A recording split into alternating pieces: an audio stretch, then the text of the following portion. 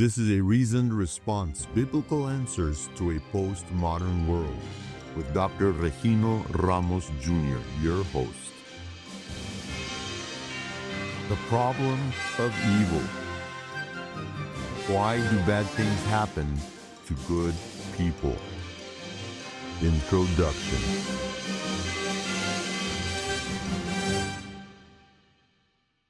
For more than 40 years, the question, why do bad things happen to good people, has haunted us. The title itself has been borrowed, reworked, and reused ever since Rabbi Harold Kirshner first wrestled with it in 1981.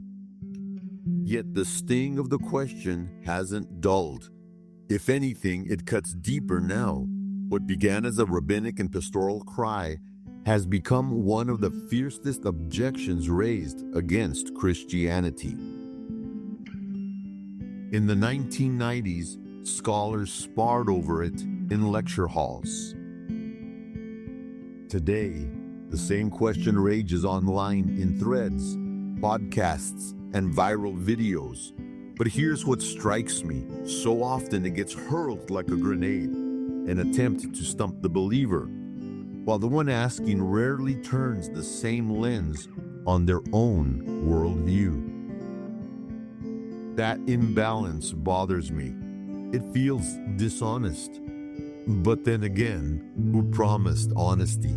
Who said life or debate would play fair?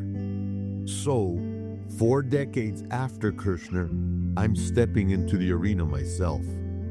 My aim isn't to bury you in technical terms or philosophical jargon. I wear 2 hats, pastor and apologist, and both demand clarity.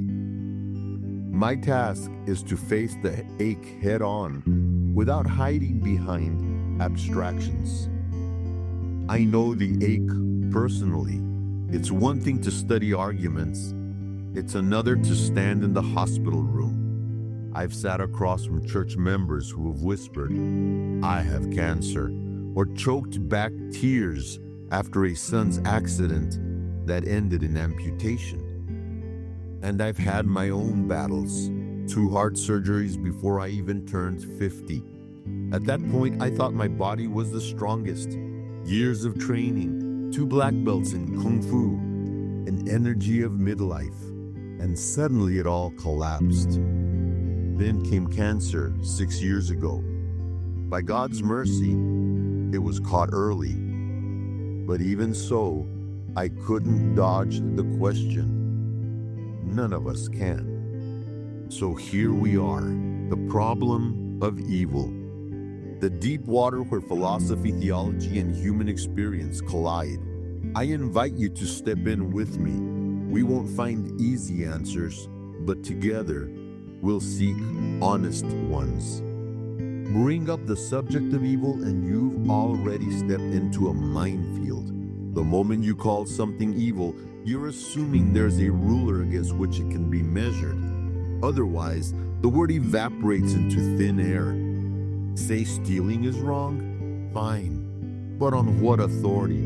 Who gets to decide? Some point to culture. Society sets the rules, they say. But then, why should one tribe's definition of evil carry more weight than another's? And here's the kicker. Why does it seem that in spite of language barriers, geography, or history, nearly every society arrives at the same moral crossroads? Murder, theft, betrayal. Across the board, these are condemned. Not with perfect agreement, but enough to make us ask, why do humans share the same instincts about right and wrong at all?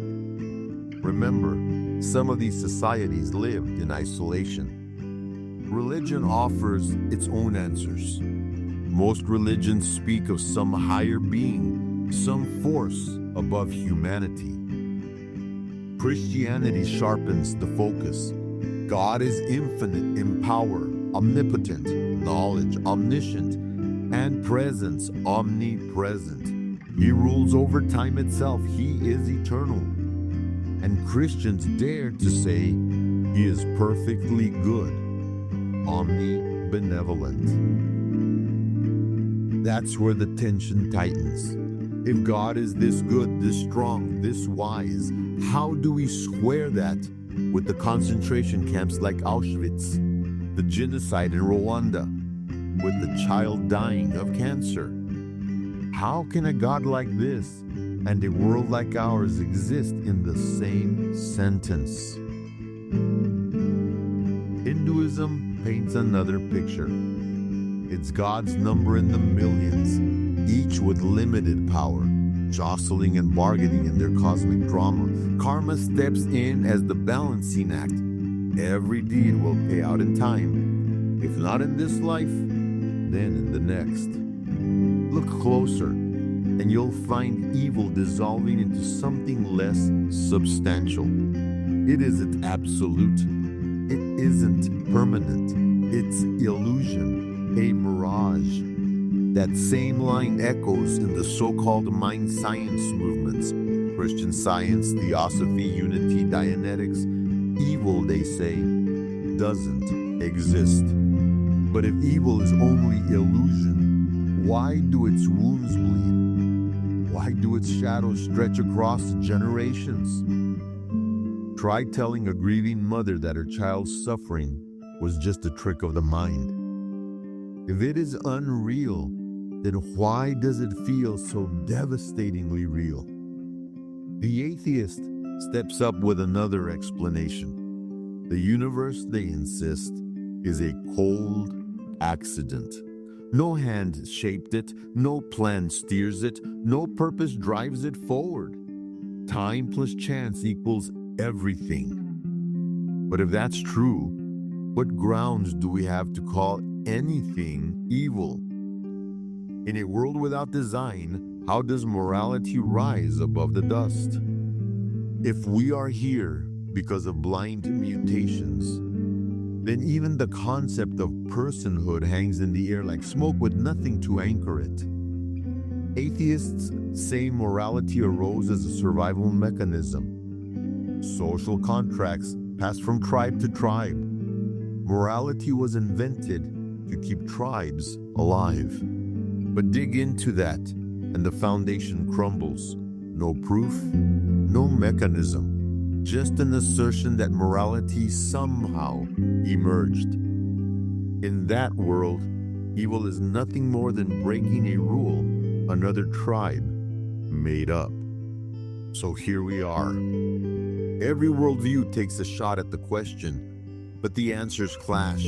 Which one best fits the evidence? Which one explains not only the existence of evil, but its crushing weight in our lives? And here's where I need to be honest. No system of thought, no lecture, no tidy doctrine can make the sting of evil vanish. When evil strikes, explanations ring hollow. The cancer doesn't retreat. The casket stays closed. What we crave isn't theory, it's hope. When evil strikes, no argument eases the wounds. What we need is not a theory, but a way to endure, a way to heal, a way to find meaning on the other side. That's why I believe Christianity rises above the rest. It refuses to call evil an illusion. It refuses to shrug it off as cultural invention. It names it for what it is: real, devastating, horrific. And then it tells a story no one else dares to tell. A God who doesn't watch from the sidelines but steps into the nightmare. A God who takes evil on his shoulders, bleeds under its weight, and promises that one day he will silence it forever. Picture this. You wake up one morning to the phone call you never wanted. The diagnosis, the accident, the betrayal. In an instant, the air goes heavy and the world tilts. Evil doesn't feel like an abstract idea in that moment. It feels like a punch that knocks the wind out of you. That's what we're driving at. Together in the sessions ahead, not theory floating out there in the clouds, but evil as it really is, how it shows up in our lives, how people across the world try to explain it, and why some explanations crumble when the ground shakes. We'll weigh the strengths and weaknesses of different worldviews, and we'll ask the questions no one can dodge. Which of these actually makes sense when the night is long and the grief just won't let go?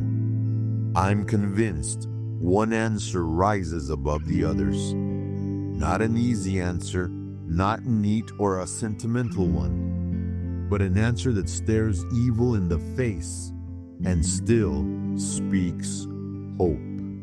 If you're in the thick of it right now, if suffering is pressing hard against you or against someone you love, don't let go. Walk through these sessions with me. They won't ease the scars, but they will point you to truths that can steady you when everything else collapses. There is a light, faint maybe, far off maybe, but real, and it leads to the end of the darkness. This has been a reasoned response, biblical answers to a postmodern world with Dr. Regino Ramos Jr. Here are 4 things you could do to help me out. Subscribe to this channel so you can get updates when new videos go out. Give this video a like to help with the algorithm. Write a comment or ask a question. I would love to hear from you. Share this content on social media with your church members or your friends that need to hear the message of Christ. Visit me at my YouTube page. There you will find a lot of content in Spanish and a growing content in English. A reasoned response is part of una respuesta razonada, respuestas bíblicas a un mundo postmoderno.